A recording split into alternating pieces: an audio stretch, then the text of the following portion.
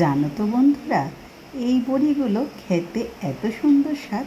এই বড়িগুলো দিয়ে মাছের ঝোল খাওয়ার ইচ্ছে আছে অনেক দিন ধরে। আর এই বড়িগুলো কে দিয়েছে জানো?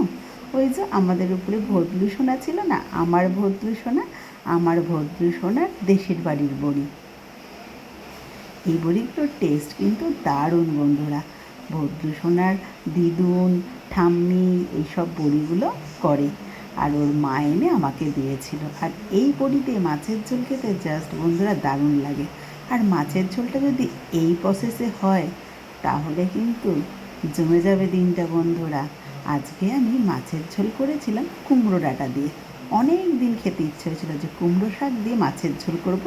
এই গরমে কুমড়ো ডাঁটা দিয়ে মাছের ঝোল খেতে, পাতলা পাতলা মাছের ঝোল খেতে বড়ি দিয়ে খুব ভালো লাগে। দেখবে খেলে মুখে রুচি আসবে। এখানে আমি 4টে কাতলা মাছের পিস নিয়েছি। মাছটাকে সরষের তেলে ভালো করে ভেজে নিয়েছি।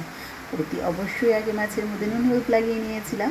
নুন হলুদ লাগিয়ে আমি মাছটা ভেজে নিয়েছি। মাছ ভাজার তেলে একটু আলু বেশ একটু মোটা মোটা করে কেটে নুন হলুদ দিয়ে ভেজে নিয়েছিলাম।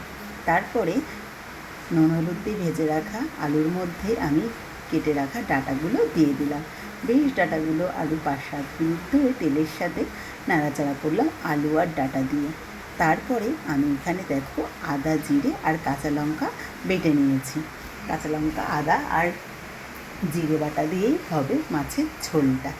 এবার একটু ভাজা ভাজা হওয়ার পরেই আমি আদা, কাঁচা লঙ্কা আর জিরে বাটাটা দিয়ে ভালো করে একটু কষিয়ে নিলাম।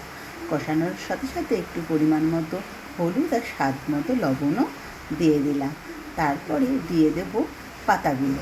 পাতাগুলো এবার একটুখানি বেশ 2-4 মিনিট মতো আমি কড়াইতে নেড়ে নেব। আদা আর কাঁচা লঙ্কার গন্ধটা চলে গেলে তারপরে আমি এখানে দিয়ে দেব 2 বাটি গরম জল। অতি অবশ্যই এই রান্নাটায় গরম জল ব্যবহার করবে, তাহলে রান্নার স্বাদটা খুব ভালো হবে। এখানে আমি যেহেতু পাতলা পাতলা ঝোল খাবো এই গরমে, তার জন্য দিয়ে দিয়েছি বেশ একটু বেশি পরিমাণেই জল। ভালো করে ফুটে গেলে তারপরে মাছগুলোকে দিয়ে দেবো। এবার মাছগুলো দিয়ে আর ডাঁটা আলু দিয়ে একটুখানি বেশ ভালো করে ফুটিয়ে নিয়ে নামিয়ে রাখবো। তারপরে কড়াইতে বড়িগুলো দিয়ে বড়িগুলো একটু লাল লাল করে ভেজে তুলে নেব। তুলে নিয়ে ওর মধ্যেই ফোড়ন দেবো জিরে, তেজপাতা, শুকনো লঙ্কা আর অতি অবশ্যই রাঁধুনি বন্ধুরা।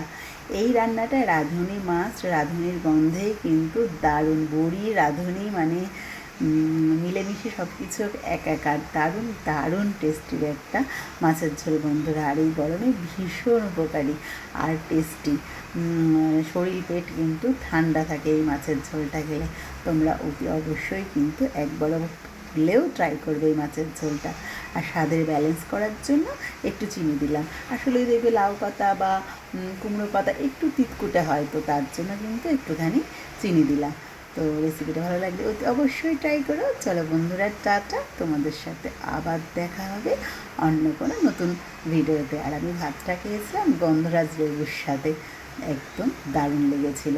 এরকম পাতলা মাছের ঝোল, সাথে লাগবে গন্ধরাজ লেবু।